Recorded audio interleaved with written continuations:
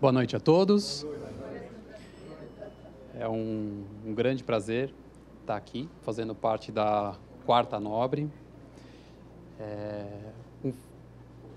Um feliz ano novo para todos vocês, que vocês tenham um 2018 com muitas negociações imobiliárias e muito sucesso. Bom, primeiramente eu queria agradecer ao Cresce, né, pela receptividade. Nós fomos recebidos aqui de forma ímpar, não só pela equipe do Cresce, mas por todos vocês.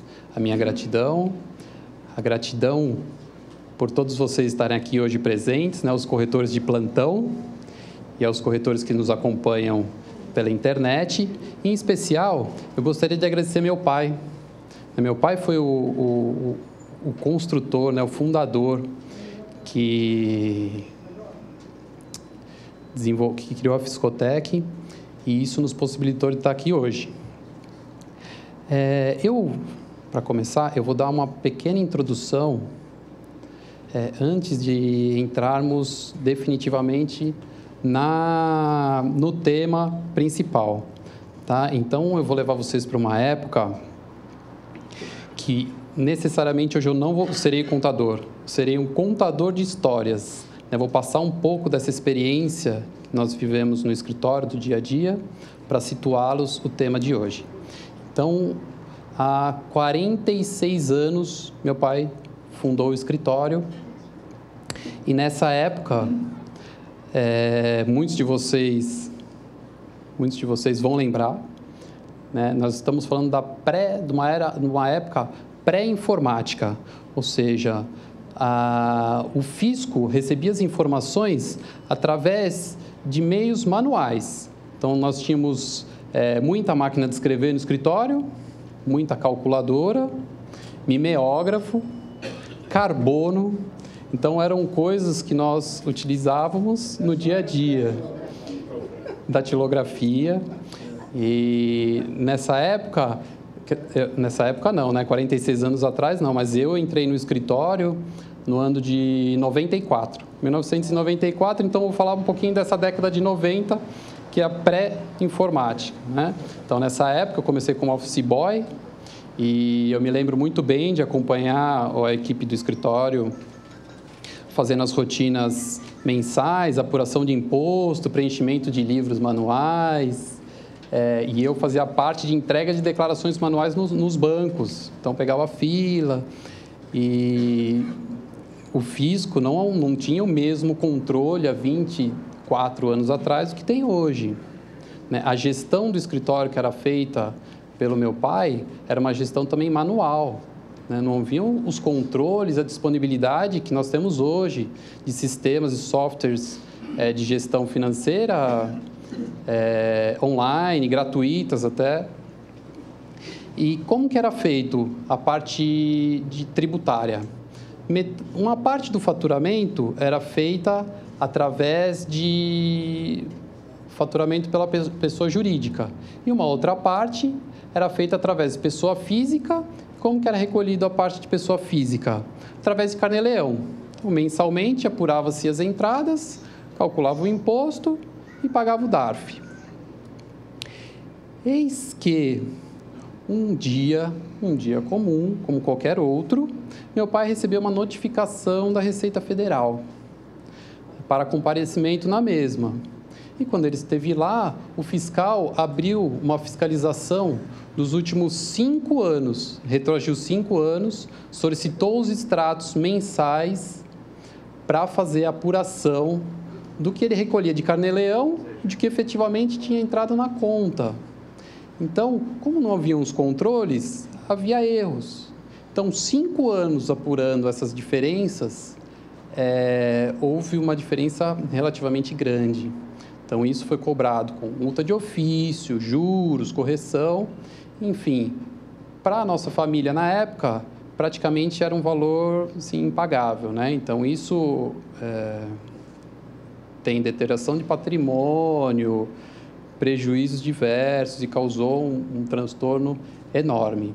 Então, eu estou situando vocês no tempo, porque isso foi uma lição de vida que a gente teve logo no início da nossa carreira, né? E por que eu estou falando isso? Porque 24 anos depois, as notícias que a gente tem na Receita Federal, omissão de rendimentos é o principal motivo de malha fina. Então, com essas notícias e com a nossa história, isso nos motivou a desenvolver materiais e passar a informar o maior número de pessoas que a gente conseguia atingir com a nossa experiência, né? Então, o nosso escritório, a partir desse momento, ele passou a ser um escritório com foco em orientação e prevenção. Então, todas as informações que a gente vai trazer hoje aqui para vocês são de extrema relevância para o conhecimento de todos. E para passar essa parte, quem vai falar com vocês é o Fabiano. Bom, uma boa noite para todos, muito obrigado.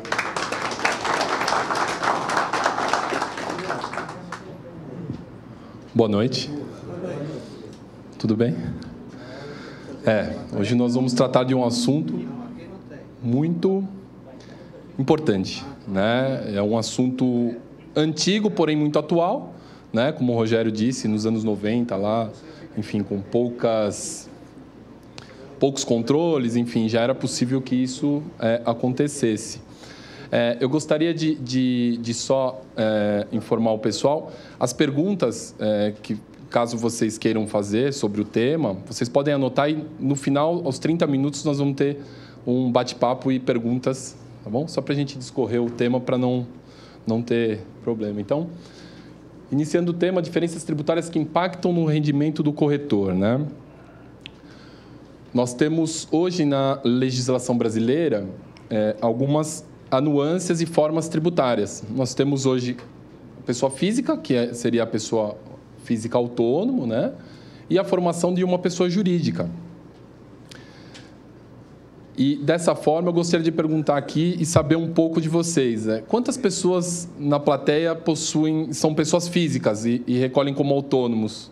Vocês poderiam levantar a mão, por favor? Bastante. E pessoa jurídica? Quem que seria pessoa jurídica? Pessoa física ganhou, hein? É 80-20. Bom, maravilha. Bom, então... Bom, como todos sabem, a tributação de pessoa física, a título de informação, para você se iniciar, você tem que ser autônomo, né? E se inscrever no NIT, que é o número de inscrição na Previdência Social, para que você possa contribuir à Previdência. Se inscrever no CCM, que é a Prefeitura Municipal de São Paulo, para que você tenha a habilitação tributária do ISS e possa exercer a profissão. Como todos são corretores, todos têm que se inscrever no Conselho Regional de Corretores de Imóveis. Certo? Com tudo isso, bom, vamos faturar, né? Somos profissionais, temos todas as inscrições e já estamos habilitados as pessoas que são pessoas físicas sabem, temos rendimento. Tabela progressiva do imposto de renda é a nossa tributação do imposto de renda no Brasil. Né? Existe uma tabela progressiva, no qual todos conhecem. Né? Eu acho que esse não tem mistério para ninguém, então está lá. Né? Temos os valores, as deduções e as alíquotas. Importante salientar que a Receita não se pronunciava até 2017 na questão do Carnê-Leão. Né? Muitas pessoas não recolhiam mensalmente o imposto, e sim no ajuste anual da pessoa física, na declaração anual. Então, auferiam um rendimento no ano e depois faziam um ajuste. Perfeito? A partir de 2018, a Receita vai controlar esses recolhimentos. A Receita Federal, que é o recolhimento mensal. Então, rendimento, tabela, tributação, DARF e pagamento. Pagamento no mês seguinte, porém, ele tem que ser efetuado dentro do próprio mês. Ok? Carnê-Leão mensal obrigatório. Tá? Muita atenção nisso, que a Receita está notificando as pessoas que não fazem esse recolhimento. Tá? Tabela do INSS. Em virtude do rendimento, temos a tributação do IR e temos o recolhimento previdenciário. Né?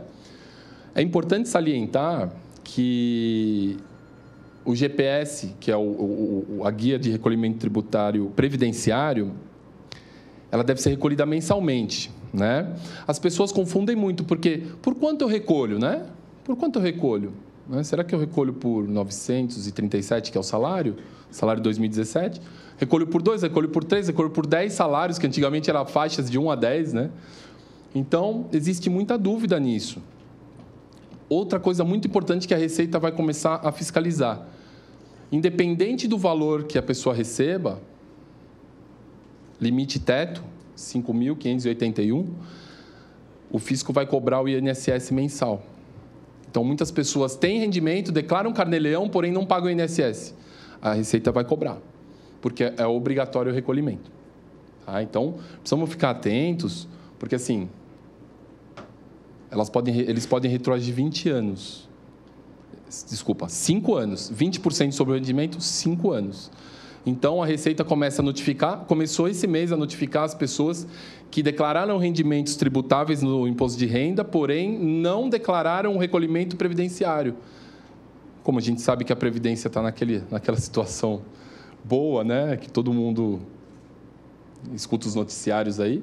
Então, o nosso fisco, eles estão querendo retroagir e cobrar das pessoas essa falta de recolhimento. Muito cuidado. Essa é uma modalidade, tá? Modalidade do INSS, pagamento 20%, com contagem de aposentadoria por tempo de contribuição. Ou seja, recolhemos 30 anos, teto ou o valor que seja, e aí é calculada a aposentadoria. Ok? Temos as faixas da tabela progressiva. Então, temos lá o INSS X, teto 5.551. Quem tem rendimento superior a isso, a tributação é em cima deste valor, tá? Não é superior. E o mais importante também para comentar sobre o INSS, tem pessoas que têm 2 fontes de renda.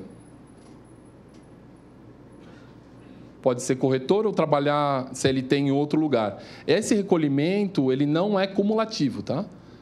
O INSS acata apenas um recolhimento. Então, tem pessoas que me procuram, às vezes, eu tenho 2 empresas, né? E tenho Prolabore nas 2 empresas. Acumula? Não. O INSS entende que só é acatado para efeito de cálculo uma única contribuição, ele não é cumulativo. Então, muitas pessoas se confundem e acham que, contribuindo por 3 fontes diferentes, vão ter a somatória e o acúmulo do valor de contribuição para efeito de cálculo da aposentadoria. Tá? Muito cuidado. Outra opção de recolhimento do INSS, que é opcional, então temos 2 formas. Né? Um é 20% sobre a receita por tempo de contribuição. O INSS recolhimento opcional, 11% sobre o salário mínimo. Limitado a um salário mínimo. Então, eu recolho por um determinado tempo, 11% sobre o salário mínimo e recebo de aposentadoria um salário mínimo, ok? É aposentadoria por idade, não é por tempo. Então, exige mulheres 60 anos e homens 65 anos com 15 anos de contribuição. Então, eu contribuo 15 anos com o mínimo, 11%, e me aposento com um salário mínimo. Existem essas 2 modalidades. Não existe mais nenhuma modalidade diferente dessa, ok? Esta modalidade não soma o recolhimento dos 20% por tempo de contribuição. Por exemplo, eu tenho 20 anos de tempo de contribuição por 20% e tenho 10, aí eu optei por complementar com 11%. Esses 2 períodos não são acumulativos e não somam. Ou seja, eu continuo com 20 anos com rendimento de 20%, modalidade de 20%, e 10 anos com modalidade de 11%. Eu não tenho 30 anos de contribuição, eu tenho 20 e 10. Para completar uma, eu preciso trabalhar mais 15, para completar outra, eu preciso trabalhar mais 5. E não é cumulativo. Tá? Ou uma ou outra, ok? Porque tem gente que se engana, né? Às vezes, eu recolhi 30 anos e eu não estou trabalhando, eu quero só complementar o tempo. Não soma. Cuidado. Tá? Procure sempre o auxílio de um contador para ser bem orientado, porque o tempo passa muito rápido, né? A gente trabalha e não vê o tempo. Quando vai ver, está na hora de se aposentar. Quando vai se aposentar, não tem direito. Como eu não tenho direito? Eu contribuí o tempo todo. Nem é impossível, né? Não. Às vezes, por uma pequena falta de orientação ou de conhecimento, a gente se engana, né? Eu tenho como exemplo meu pai, o Rogério Deu, meu pai hoje é aposentado com um salário mínimo. Contador, mudanças de legislação, não se atentou, o tempo passou, quando ele foi ver, um salário mínimo. Não tem como. Né? Então, eu oriento muito, eu busco muito esse tipo de orientação porque é muito importante. Né? E vocês sabem que o tempo passa muito rápido, né? A gente precisa disso. Precisa de um futuro melhor. Bom, então, depois de tudo feito na pessoa física, ao final temos a declaração de ajuste anual da pessoa física. Né? Onde eu disse, né, que vocês, como eu disse anteriormente, temos que computar os nossos rendimentos mensalmente como autônomo. Na coluna contribuição previdenciária, indicar a tabela do INSS de acordo com o recolhimento e a tabela e as faixas de rendimento. E o imposto de renda conforme o carnê-leão recolhido. Dessa forma, é feita uma declaração de ajuste. Ou seja, por que ajuste? Porque eu posso tanto restituir ou pagar a diferença do que tem declarado no meu imposto de renda. Nesse imposto de renda também é feito as deduções legais, despesas com instrução, assistência médica, médicos, enfim, dependentes. Então, é feito essa dedução e esse ajuste, podendo gerar restituição ou pagamento. Ok? Bom, pessoa física, eu acho que é isso. Temos a forma tributária para a pessoa jurídica. Então, entendemos um pouco da pessoa física, formas de tributação, recolhimento de imposto de renda e INSS. Na pessoa jurídica, temos algumas modalidades de constituição de empresa. Okay? Microempreendedor, né? Isso é uma dúvida tremenda, né? Todo mundo me pergunta, mas microempreendedor é bom? Mas depende. Depende da profissão, depende da atividade. Tem atividades que não são permitidas. Então, o microempreendedor para corretor de imóveis não é permitido para atividade, por ser uma atividade regulamentada. Todas as atividades regulamentadas não estão inseridas na lei do microempreendedor individual. Microempreendedor individual foi criado para regulamentar as profissões que não têm regulamentação. Costureiro, pedreiro, jardineiro, barbeiro, carpinteiro, enfim, muitas atividades aí que eram informais, né? Então, o fisco permitiu com que algumas atividades se formalizassem através do MEI, pagando um pouco de imposto, bem pouquinho, limitado ao faturamento, é lógico, o rendimento mínimo, mas permitindo a regularização. Corretor de imóvel não é possível essa. Outra forma de constituição societária é a limitada, Sociedade limitada é o mais conhecido, né? Eu trouxe só os tipos societários conhecidos, limitada e empresária individual. Hoje temos também mais uma opção que é a EIRELI, porém o capital social ele é formado por 100 salários mínimos, então muitas vezes dificulta a constituição dessa empresa. Ela é equiparada a uma limitada, porém com um único sócio. Empresária individual, ela é uma forma societária no qual não depende de um capital. Pode ser um capital mínimo e pode ser constituída através dela por um corretor de imóvel. Certo? A tributação. No Brasil, temos alguns tipos de tributação. Lucro presumido, né? Lucro real para empresas maiores, lucro presumido em empresas pequenas e médias, e o Simples Nacional. Hoje eu vou falar mais do Simples Nacional porque o Simples Nacional, no contexto do corretor de imóveis, é a melhor tributação que existe. É a menor tributação que existe. Inicia-se com 6%. Eu vou mostrar no exemplo, que vocês vão ver a seguir. Então, o Simples Nacional hoje é a tributação mais em conta para o tipo de atividade do corretor. Não significa que seja o melhor para médico. Não significa que seja o melhor para contador.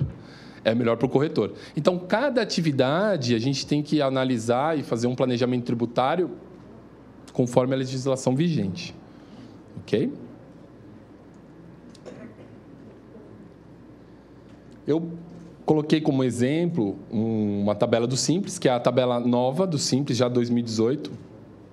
Os cálculos mudaram, porém eu vou trabalhar apenas na primeira faixa. Tá? Eu vou seguir exemplos com vocês apenas na primeira faixa, para que vocês entendam. E o cálculo da segunda faixa em diante ele é diferente do que era em 2017, ok? Então, eu utilizei como exemplo de cálculo um rendimento médio de R$15.000, a primeira faixa 6%, um imposto mensal de R$900, ok? Em virtude disso, eu tomei a liberdade de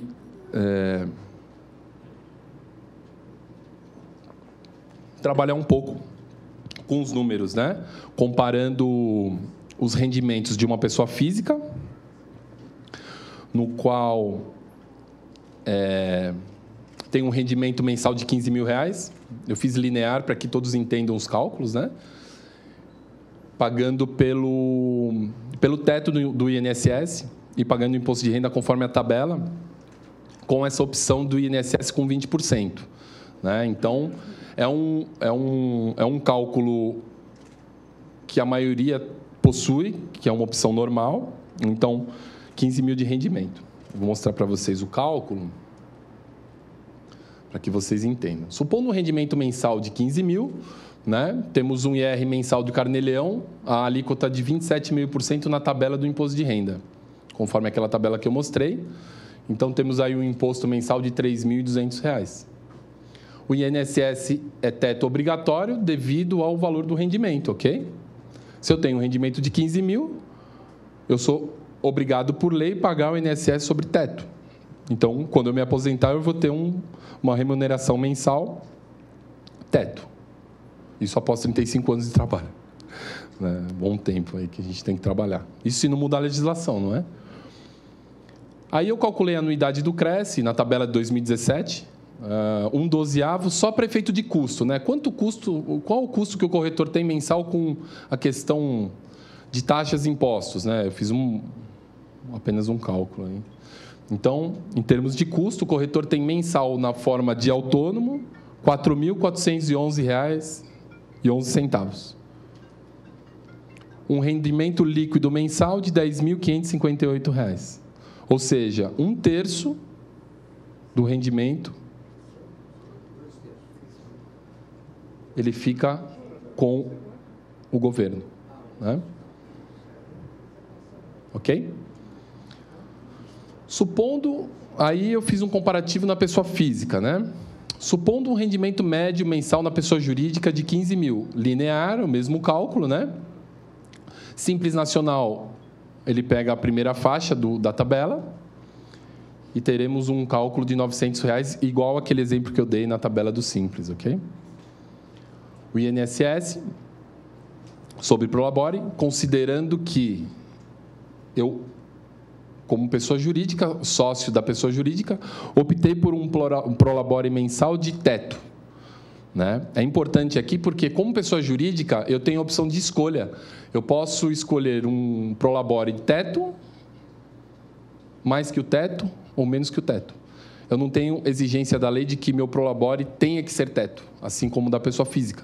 Então, eu posso utilizar desde um salário mínimo até o teto da tabela de cálculo do INSS. Considerando o teto, meu INSS mensal da minha empresa ficou em R$ 608,44, ok?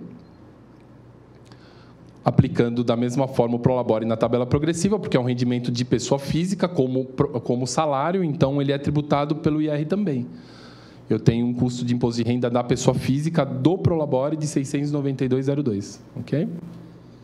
A contabilidade, né? Quem tem pessoa jurídica tem que ter um contador, é óbvio, porque é responsável pela toda a escrituração contábil. Essa é uma estatística média de mercado, não é só uma questão de cálculo, não tem histórico apenas, né?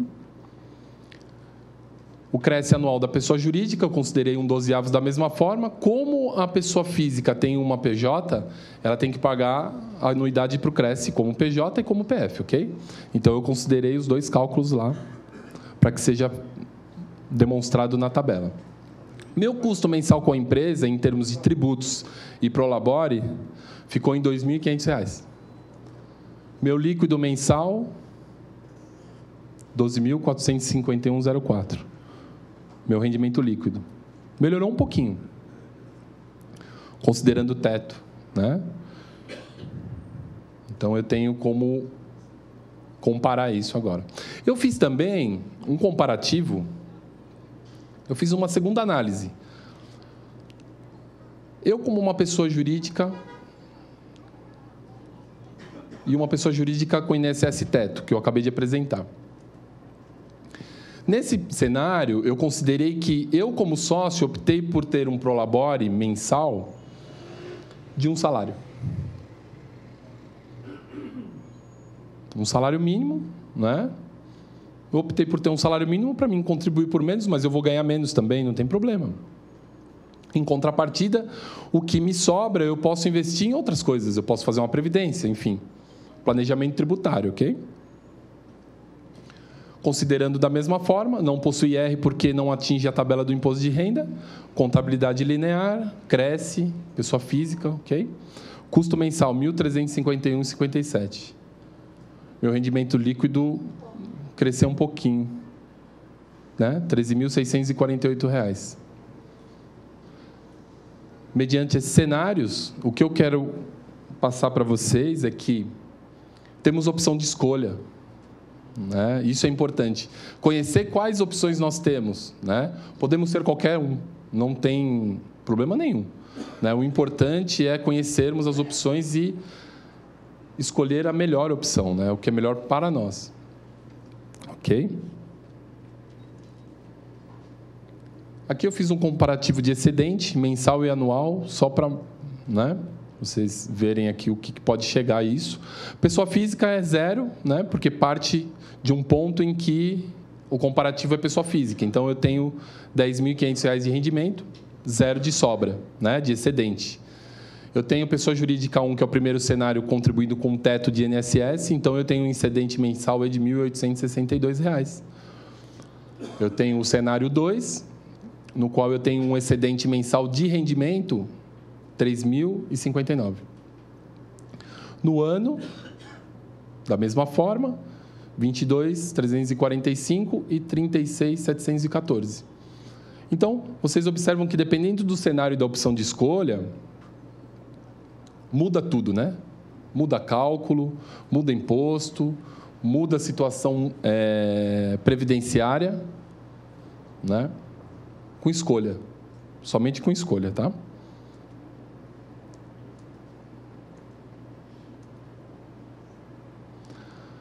Aqui é a receita anual líquida, né? Eu fiz um cálculo anual líquido só para deixar bem claro, porque para vocês verificarem quanto líquido sobraria no valor de R$ 15.000 por mês. Então, temos aí 3 cenários, né? Pessoa física, 127 mil. Pessoa jurídica 1, 149. E pessoa jurídica 2, 163 mil. –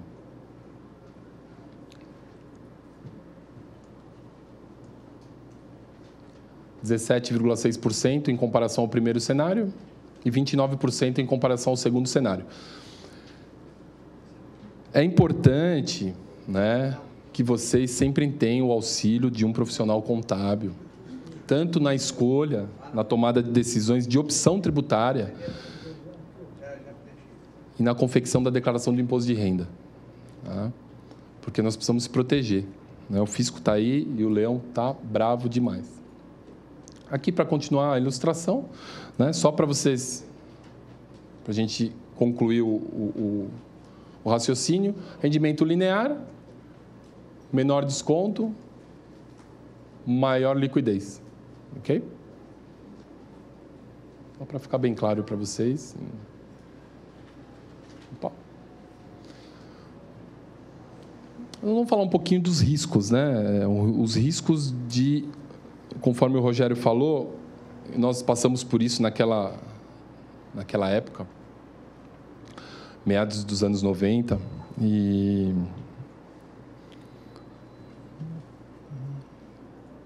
estudando ainda, não sabia, não tinha ideia disso, né? A gente nem imaginava isso, na verdade. Então, foi uma surpresa enorme, né, quando o fisco bateu na nossa porta. E o que a gente pensou, né? Fala, poxa vida, agora trabalhamos a vida inteira. Meu pai construiu escritório e a gente correr o risco patrimonial. Né? Por que risco patrimonial? Porque quando é cobrado algo nosso, que nós não sabemos, nós podemos perder nosso patrimônio. Né? Trabalhamos a vida inteira, né? Suado, conseguindo se manter e conseguindo construir algo, casa própria, enfim, tudo que for do nosso alcance. E aí, num belo dia, corremos o risco e perdemos tudo. Complicado, né? Então, ficar muito atento com isso, né? A receita é computador, a receita não é gente, a receita é computador, o computador sabe exatamente o que está sendo feito. Eu digo que a receita é uma caixinha de Pandora, né? Eles têm todas as informações, eles têm nossas informações financeiras online, né?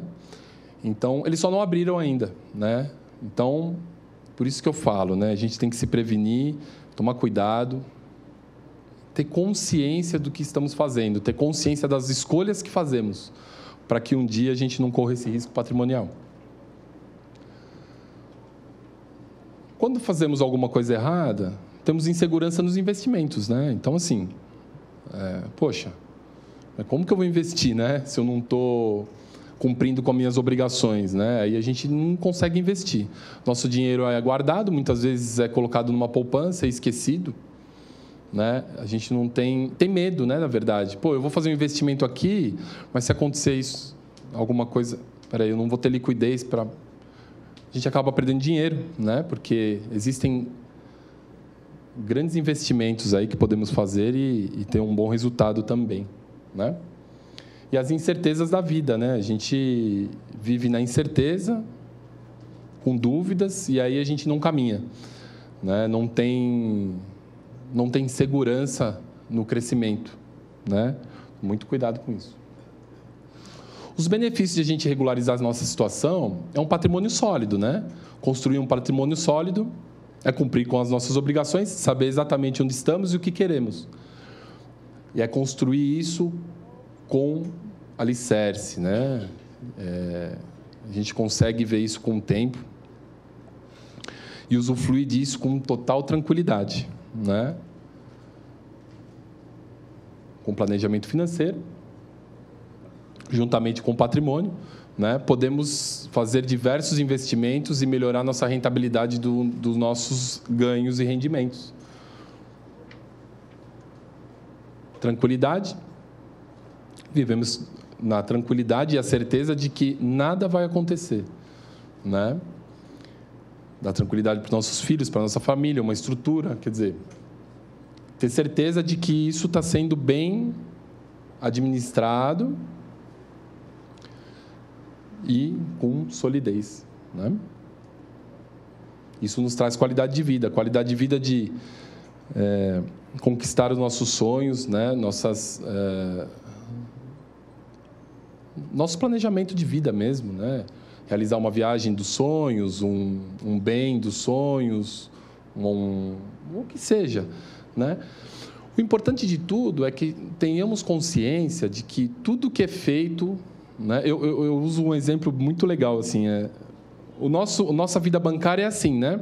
Tudo que é feito naquele dia é gravado no extrato, só que a gente não consegue voltar lá e apagar ele no dia anterior, né? Ele fica filmado lá, ele fica gravado lá. Então, a nossa vida tributária é igual. Tudo que é feito no dia a dia, né? Nas nossas declarações, nos nossos compromissos tributários, ele é gravado lá. E isso não se apaga nunca, né? Não adianta. Pode encontrar e procurar o melhor advogado tributarista, pode encontrar o melhor amigo desembargador, juiz ou o que seja, que não consegue. Fiscal não consegue. Não tem ninguém que possa ajudar. Está marcado. Então, é como um extrato bancário. O extrato bancário, você tira o extrato do dia anterior e o dia anterior mostra o que você gastou e nunca mais vai ser apagado. Isso nos traz tranquilidade, entender isso e administrar isso muito bem. Chegou a hora das perguntas já. Boa noite. Boa noite, obrigado. Boa noite, boa noite. Eu queria que o senhor falasse, por gentileza, quando a gente recebe comissão em Bitcoins, discorrer sobre esse tema, por gentileza. Desculpa, não entendi. Sobre os Bitcoins. Por exemplo, eu recebo uma comissão em Bitcoin. Bitcoins. É. Bitcoins, hoje, ainda não é regulamentado pela legislação de nenhum país, né? Ótimo. Ok? Então, ótimo. Tem que receber a comissão e não conta para ninguém, de preferência. E guarda bem o seu computador, porque se a criptografia sumir, acabou com a comissão. Só não, isso? estou brincando. Mas é possível, sim, receber em Bitcoin, né? O problema é depois, quando for convertido o Bitcoin em moeda nacional e onde colocar o dinheiro dessa venda de Bitcoins sem declaração, né? Isso é um problema sério. Existem clientes que fazem transações com Bitcoins e até teve um cliente que precisou vender o Bitcoin para pagar uma conta, né? Eu não sei dizer ao certo o que era que ele tinha que pagar. Eu sei que ele tinha investido há um tempo atrás em Bitcoin, ganhou dinheiro e ele não tinha como declarar o dinheiro, né? Ele teve que pagar imposto de renda para poder regularizar o dinheiro. Então, a sistemática que eu expliquei, ela serve também para esse exemplo de Bitcoin, né? Eu recebo a comissão em Bitcoin, só que eu não sou tributado naquele momento, né? Ok. Quando eu preciso vendê-lo, eu transformo ele em moeda nacional, ok? Nesse momento, eu tenho que tributar o dinheiro, porque não tem origem. E que tem construtora que está aceitando. Sim, eu ouvi falar também. Eu ouvi falar também. Eu ouvi falar também. Isso o mercado espera, né? Está esperando e assim nós estamos engatinhando nesse tema, né? Então eu acredito que muita coisa vai rolar, muita coisa. Inclusive o governo brasileiro será um dos pioneiros na regularização e regulamentação do Bitcoin. Eles já estão estudando sobre isso. Já querem entrar no bolso da gente, né? Sim, já querem pôr a mão no bolso, exatamente. Com certeza. Momentinho. Obrigado, hein? Boa noite. Imagina. Só um minutinho que eu acho que... Só para entrar no raciocínio do meu amigo, que é meu colega aqui. Claro. Seria a mesma coisa do dólar, né? Que você recebe a comissão em dólar e você tem que procurar um meio de como administrar, enfim, porque não tem origem. Sim, normalmente quando se recebe uma comissão em dólar, converte-se em moeda e aplica-se a tabela para regularizar e você se tornar um dinheiro que você pode utilizar, né? Porque quando você tem um rendimento, mesmo em moeda estrangeira, você estando no Brasil, é como se fosse o Bitcoin, né? Você precisa convertê-lo em moeda nacional e tributar o seu ganho, né? Ou então continua com a moeda guardada.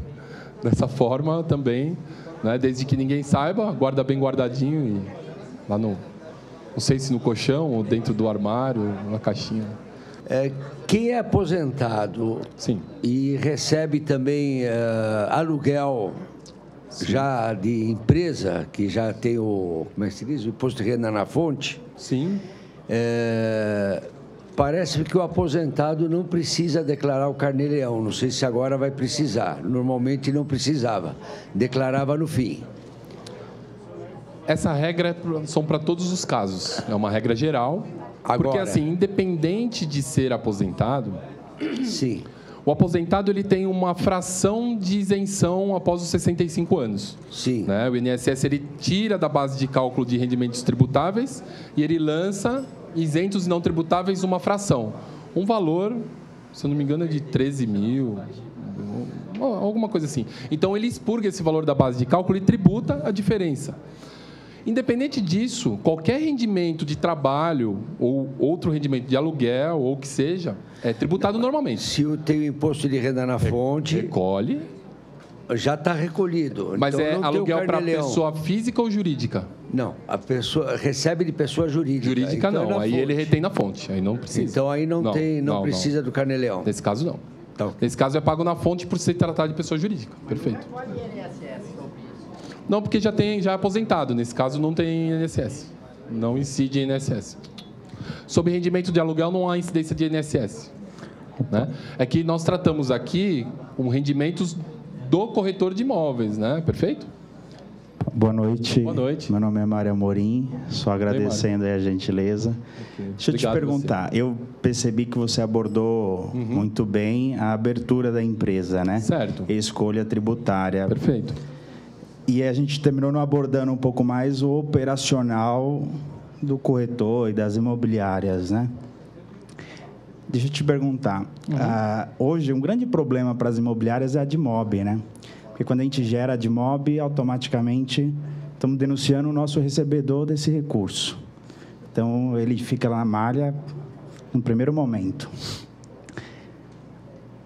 O que você acha, ou se já chegou alguém querendo, por exemplo, exercer a atividade de administração da locação como cobrança e não como imobiliária?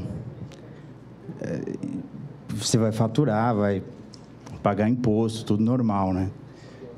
Além do que, a tributação também de administração da locação é muito mais alta do que 6%, entra nesses 17% aí que você comentou. Você pode abordar um pouquinho esses assuntos, por favor?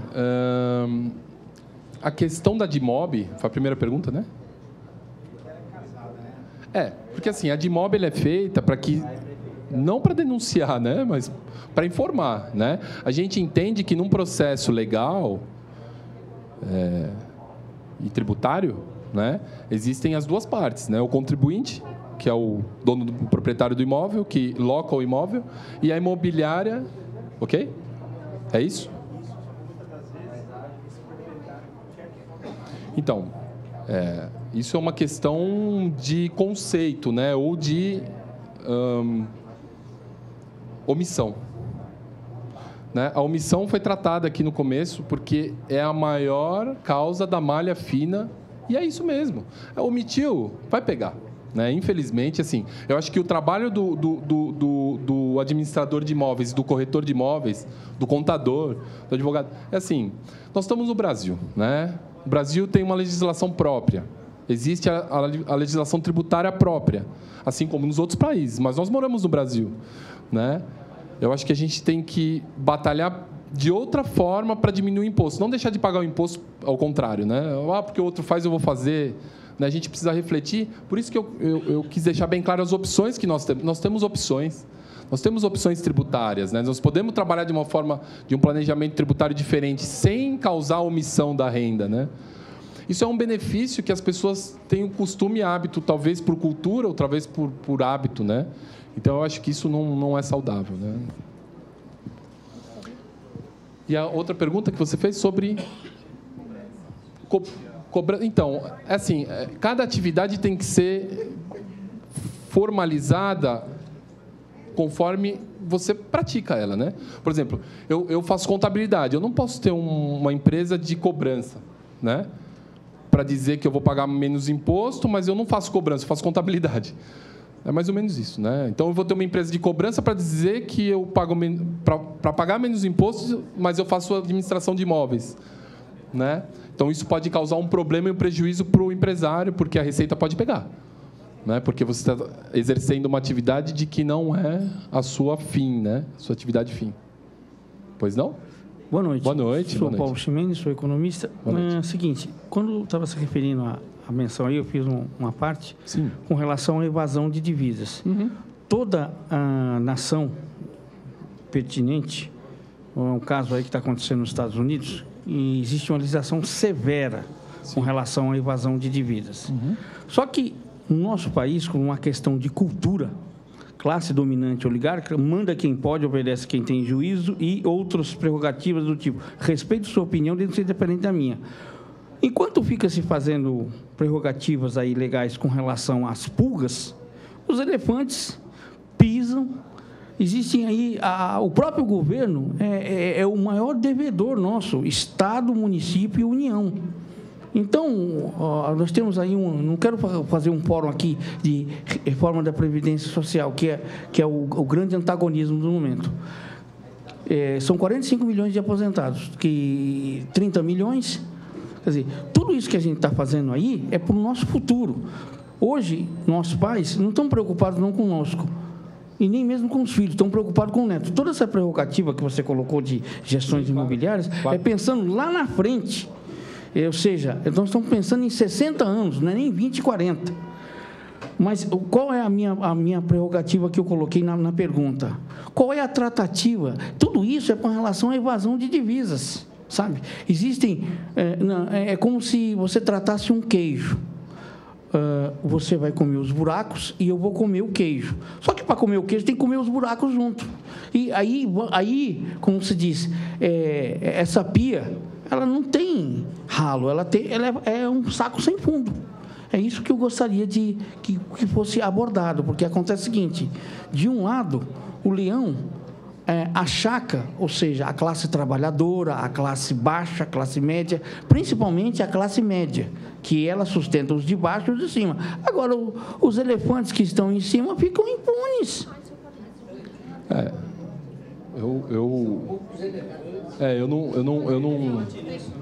Eu não posso entrar em mérito, né? Porque assim, o que eu estou passando para vocês é...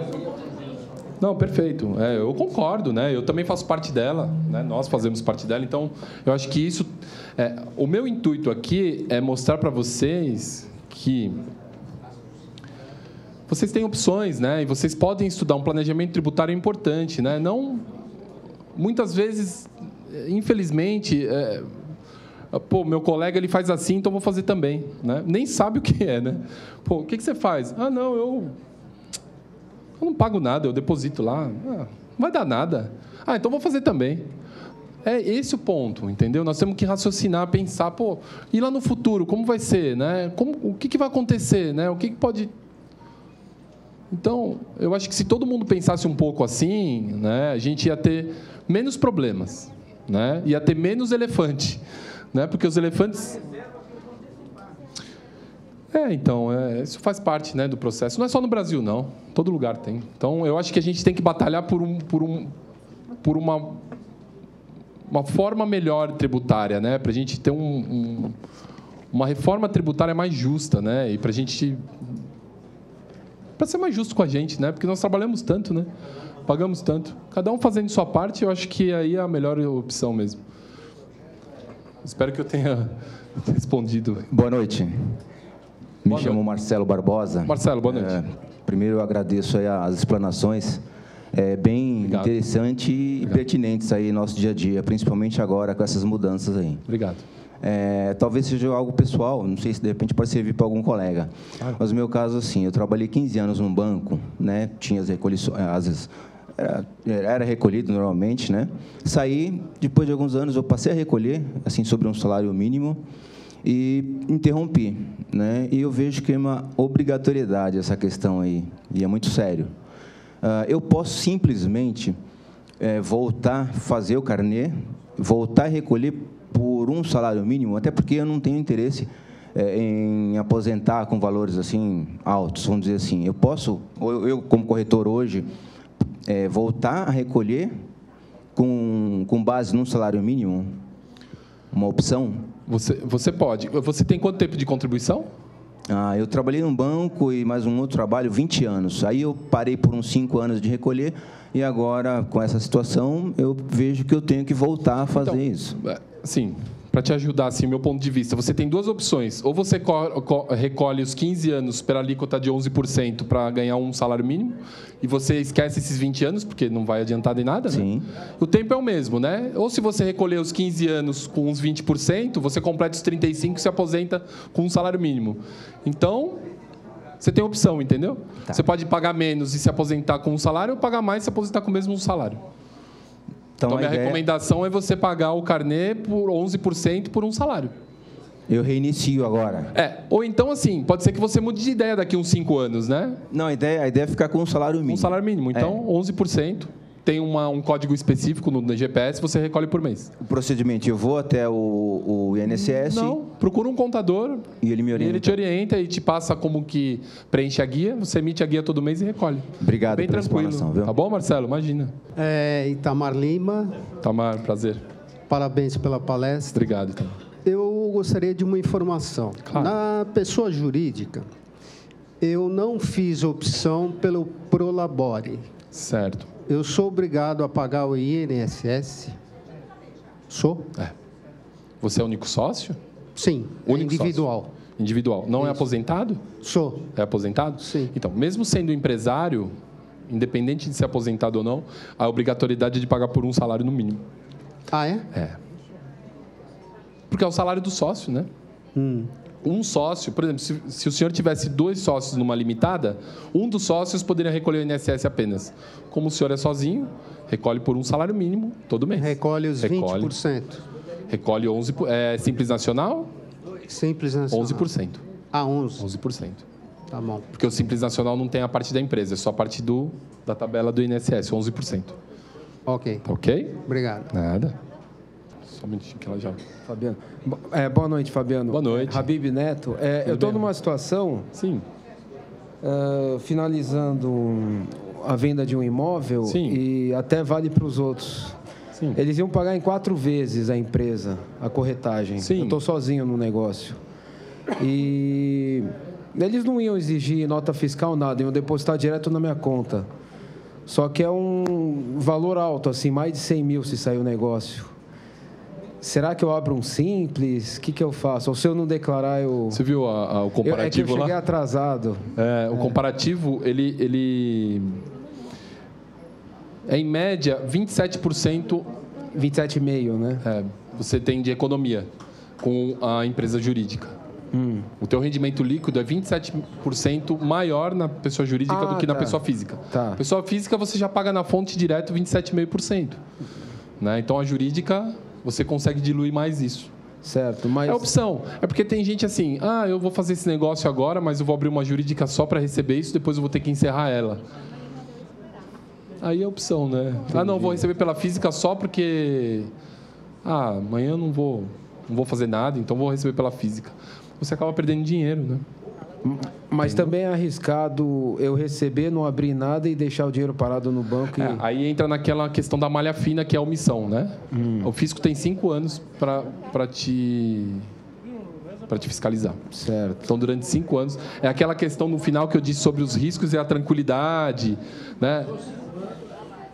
Passou 5 anos. Passou 5 anos, não tem mais o que dizer. 2013. 2013, não, 2012. 23. Né? 2012, porque estamos em janeiro, então 17, 16, 15, 14, 13. 13 completo. 13 completo. 2013 para cá, 2012 já está fora. Prescreveu. Tá. Prescreveu. Mas eles estão mais rápidos. Eles estão mais rápidos, cuidado. Desculpa. Não, entendi. Então, entendeu? Se receber e arriscar assim, por 5 anos... O importante é você entender os cálculos e escolher, né? Não, esse aqui é legal para mim porque eu acho que vai ser melhor e eu vou ter uma economia boa. Não, esse aqui eu vou ficar mais tranquilo, eu vou pagar meu imposto, carnê-leão lá e vou passar. Tá. Ok? Tá bom, obrigado. Nada.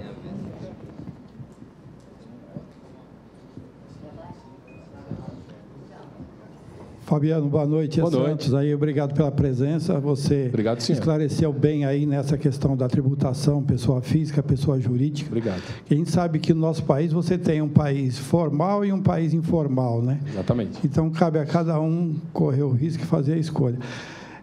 Você falou referente à renda acumulativa para efeitos de recolhimento do INSS e do imposto de renda. Sim. Então, a pessoa que tem uma renda fixa, né, e depois tem uma renda variável, no caso do corretor, que nós temos colegas que é registrado, recebe um fixo, depois recebe comissões variáveis. Claro. Aí você disse, então, sobre o fixo, recolhe o INSS. Né? Sim. E sobre o variável, não recolhe o INSS. Até para efeito de uma complementação. Não. É a soma. Sobre a soma, recolhe, então, o INSS. Soma, porque o rendimento mensal é a soma de todos os rendimentos tributáveis. Tá. Para efeito de aposentadoria, então você faz a somatória e faz o cálculo do INSS. Para efeito de aposentadoria, não. A aposentadoria, ela é fora cálculo, porque ela já é tributada lá no INSS mesmo. O INSS mesmo retém na fonte. Sim, mas a renda complementar, uma comissão, vamos dizer assim, informal, ele recebe. Ele pode complementar para poder atingir um teto maior? Recolher um complemento de INSS? Sim, pode. Pode, né? Pode ser feito um complemento. E para efeito do imposto, então, também recolhe o carnê-leão também dessa parte... Carnê-leão da parte complementar. Complementar. Sim. Agora, vou botar de dúvida rapidinho. No caso do administrador de imóveis, né, locação, ele recebe todo o aluguel em conta corrente da empresa ou pessoa física. Então, ele tem uma movimentação muito alta de um dinheiro que não é dele. Isso aí provavelmente vai dar um problema futuro. Não. Como é que justifica isso aí? Isso está de encontro com o que meu colega falou aqui. Quando você tem a DIMOB é onde comprova que o administrador remunerou e transferiu o valor que não é seu para o seu cliente. Então, a DIMOB, ela lá é informado o valor que o senhor recebeu da comissão e o valor que o locatário recebeu do aluguel. Então, isso anula totalmente sua responsabilidade. Ao contrário, conforme ele falou, o meu cliente não quer declarar. Aí eu pego e não ponho na DIMOB, e a movimentação bancária foi na minha conta. Eu sou solidário ao débito e ao passivo tributário também. Então, toma cuidado com isso, essa pergunta foi muito legal, muito boa. Deu para entender? Alguém tem alguma dúvida? Ok? É uma dúvida quanto a... Oi, tudo bom? Meu nome é Domênico. Tudo bem? Tudo jóia. Quanto à restituição... Sim. O colega comentou do prazo de 5 anos. Se ocorrer uma restituição nesse período, quer dizer que a Receita... Não. Nada, ela não. Pode voltar e vir atrás de novo? Pode. A restituição significa que a declaração foi processada. Tá? Processada no cálculo, não processada no conteúdo. Ela pode abrir uma fiscalização, mesmo a declaração sendo processada e sendo restituído o seu imposto. Mesmo e ela pode dinheiro, eles podem voltar atrás. Podem cobrar o dinheiro de volta de você, inclusive da restituição, com multa e juros. Esse é o problema. Tem mais perguntas? Tem aqui. Desculpa. Fabiano. Oi, tudo bem? Opa, estava esquecendo de mim. Não, imagina. Eu queria saber sobre empresa inativa, se precisa ficar declarando todo mês ou anual, como que era antigamente, assim, se mudou alguma coisa. Boa a sua pergunta, porque assim, acho que é a dúvida geral. Tem gente que tem empresa, né? E assim, não tem mais movimentação da empresa. Eu não emito mais nota, não faço mais nada. Pago o contador, mas vou pagar mais. Minha documentação, vou guardar lá no meu armário.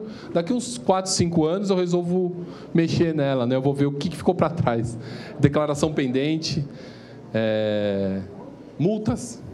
Porque o que acontece? Mesmo a empresa não tendo movimento, ela tem obrigações, né? Eu tenho que declarar sem movimento, eu tenho que declarar o imposto de renda anual, eu tenho que declarar a CFIP previdenciária, eu tenho que... Então, manutenção normal. Prefeitura, taxa anual de fiscalização. Exatamente. A senhora é contadora? Não. Tô brincando. Eu tenho CNPJ. Tô brincando. Tá bem informada. Perfeito, é isso mesmo. Parabéns pela palestra. Obrigado, e tudo. Obrigado. E a minha pergunta é sobre a constituição de uma PJ. Sim. No meu caso, eu sou aposentado. E constitui uma PJ. Sim. Microempresa, ME. Eu tenho que recolher o INSS normal, como PJ. Sim. O número o NIT que ele vai dar, eu tenho que ir lá no INSS para obter um novo número, correto? Não. Não? O senhor já é aposentado? Eu sou aposentado. Eu posso usar o mesmo número? O senhor tem PIS? Tenho. Pode ser o PIS. Posso usar o mesmo número? Sim. Então, periodicamente, eu posso entrar, requerer junto ao INSS a atualização da minha aposentadoria. Ótimo. Porque eu estou contribuindo novamente? Eu acredito que sim, porque eu vi casos assim já. Eu não atuo na parte previdenciária diretamente na aposentadoria. Okay. Né? Eu não tenho esse expertise, mas... Eu já vi casos que sim, a pessoa continua recolhendo e depois pede uma revisão da aposentadoria e judicial, né? Advogado. Tem que ser judicial? Ah, sim. Se o senhor for lá e der entrar na papelada, o pessoal vai arquivar lá e não vai nem olhar o processo. Normalmente tem que ser via um advogado previdenciário. Mas o advogado vai morder mais 20% da minha aposentadoria? Faz um acordo com ele, né? Paga as 2 primeiras lá. E quando sair a revisão, que o senhor ganhar aquela bolada...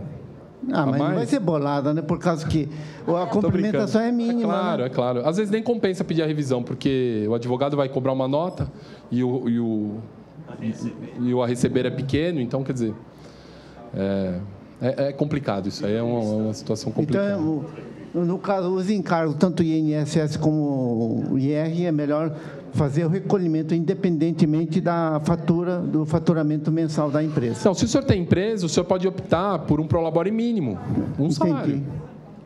Como o senhor que acho que ele foi embora, ele estava aqui, ele perguntou. Mas eu sou sócio de uma empresa, eu sou só eu. Eu sou obrigado a recolher, eu sou aposentado, sou obrigado a recolher INSS, sim, no mínimo um salário. Foi aquele cenário que eu mostrei, né? Quem é empresário e tem empresa pode optar pelo prolabore. Eu posso optar de um salário até o teto, sendo que autônomo não pode optar. Só tenho duas opções. Ou eu recolho aquele mínimo de 11% por um salário a vida toda, 15 anos lá eu me aposento por idade, ou os 20% por tempo de contribuição. Entendi. Mas aí eu posso optar. Eu não posso optar como pessoa física, mas posso optar como pessoa jurídica, que é o caso do senhor. Entendi. Isso é muito legal, né? Eu acho que essa flexibilidade é o que a gente precisa, né? Novamente agradeço. Obrigado. Muito obrigada, viu? Obrigado, boa noite.